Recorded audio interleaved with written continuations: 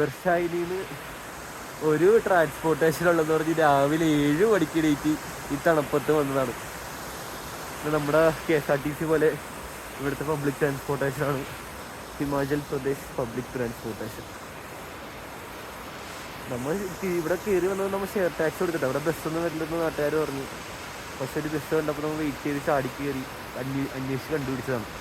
അപ്പോൾ അവസ്ഥ എന്തായിരുന്നു, റോഡ് വഴി പോകാൻ പറ്റില്ലെന്ന്, ലാൻഡ് സ്ലൈഡ് ആയി.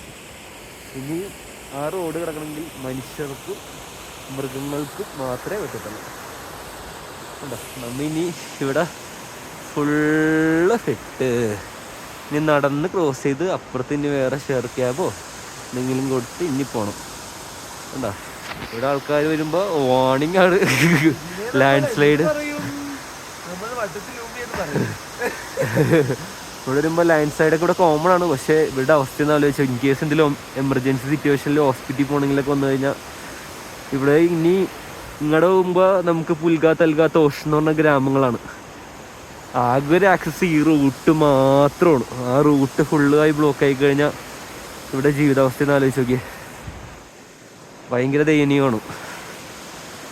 ഈ യാത്രകൾ നമ്മൾ പലതും പഠിപ്പിക്കും അല്ലേ. നമ്മളവിടെ സ്വിച്ച് ബസ്സെങ്കിൽ ബസ്, മെട്രോയെങ്കിൽ മെട്രോ, എങ്ങനെ വേണമെങ്കിലും നമുക്ക് ട്രാൻസ്പോർട്ട് ചെയ്യാം. പക്ഷെ ഇവിടുത്തെ ആൾക്കാരുടെ അവസ്ഥ അങ്ങനെയല്ല.